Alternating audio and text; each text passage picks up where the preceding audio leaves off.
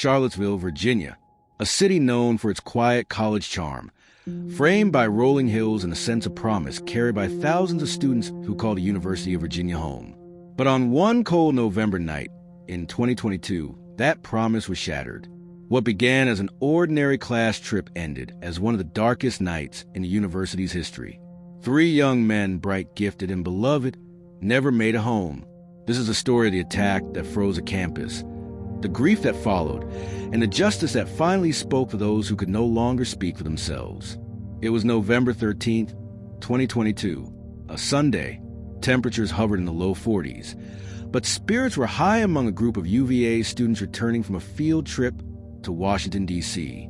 The charter bus rolled through the Virginia darkness toward campus, humming with chatter, tired laughter, and the soft glow of cell phone screens.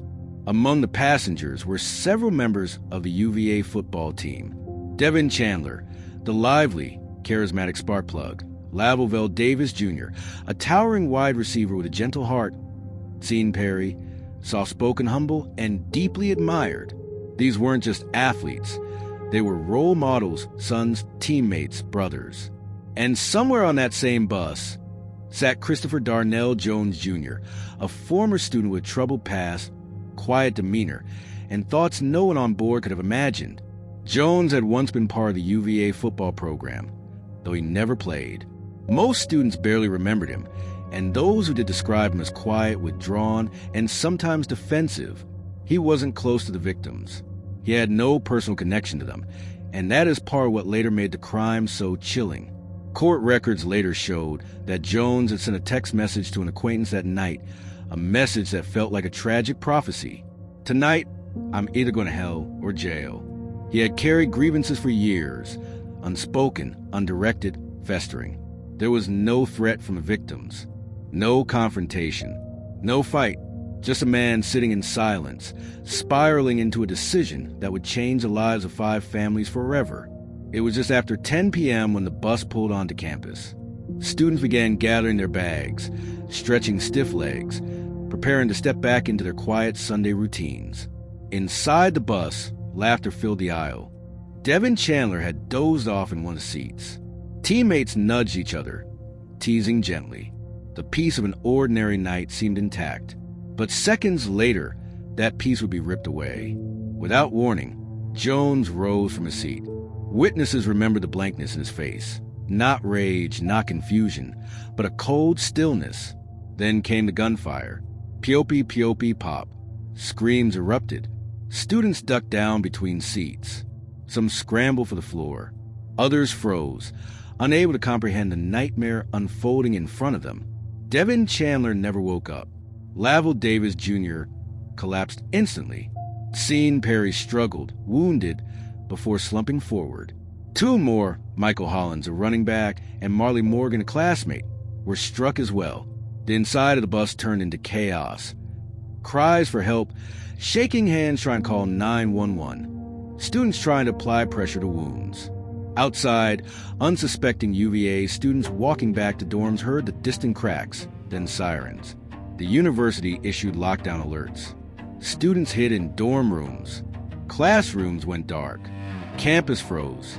No one knew where the shooter was. No one knew if more attacks were coming. It would take hours before police finally apprehended Jones the next morning miles away from campus. For many, the night felt endless.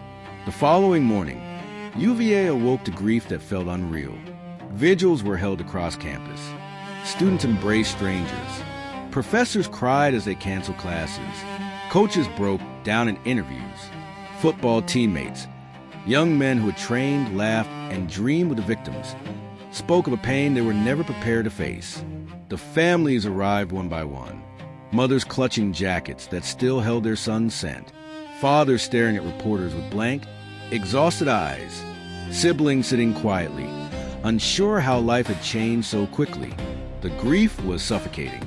Devin Chandler's family described him as joy personified. Lavel Davis Jr.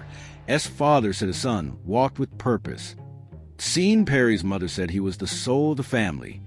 Their rooms were still the same. Their beds were still made. Their futures gone. Jones initially faced multiple counts.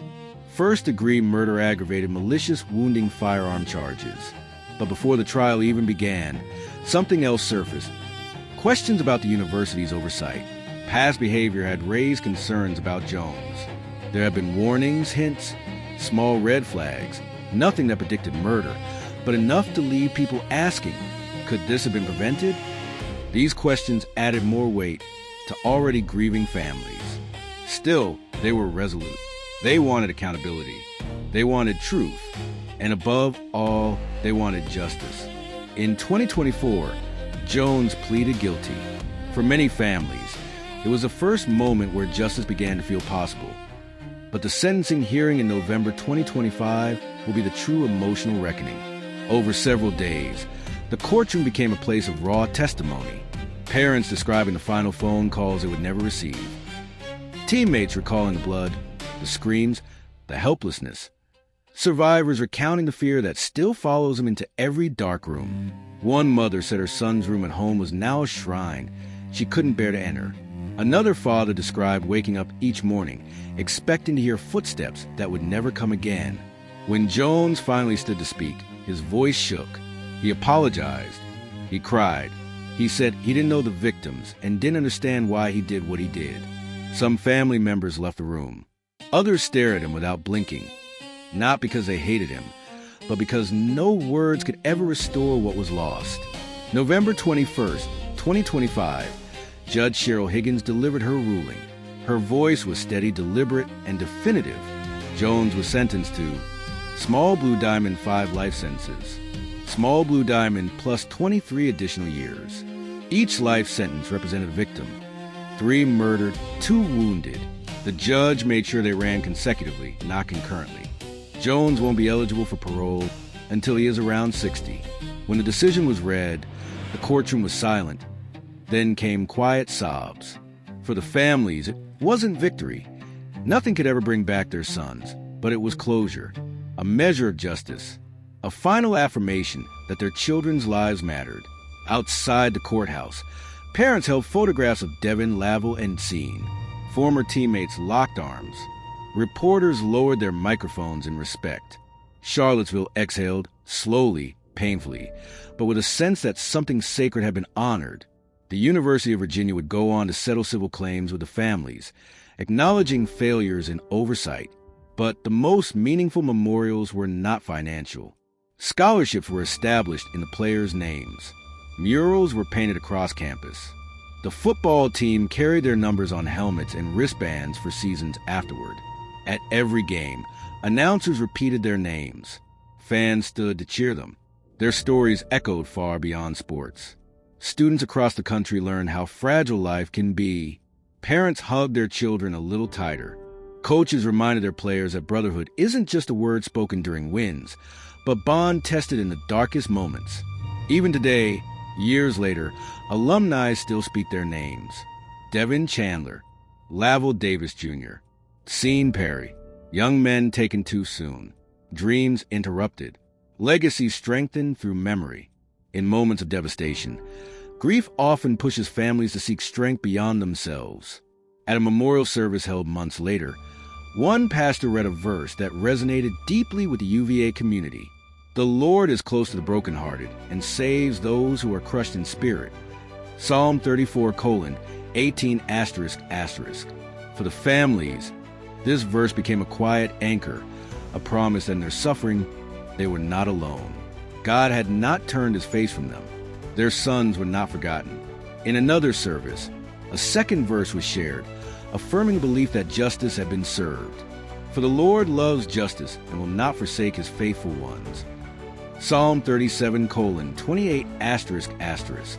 These weren't just words. They became part of the healing process. Part of the way parents survived holidays, birthdays, and empty chairs at dinner tables.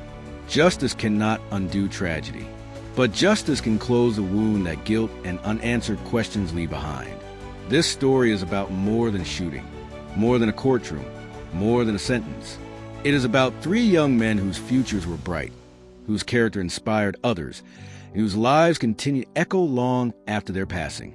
It is about a university forced to confront its vulnerabilities, a community that pulled itself together, survivors who fought to rebuild their lives, and families who refused to let tragedy define their sons' memories. In the end, justice spoke loudly. Their lives matter. Their dreams matter. Their stories will never be forgotten. And as Charlottesville continues to heal, the memory of Devin, Lavel, and scene reminds us of a timeless truth. Darkness may fall, but it never wins. Don't forget to like and subscribe to this channel for more true crime stories.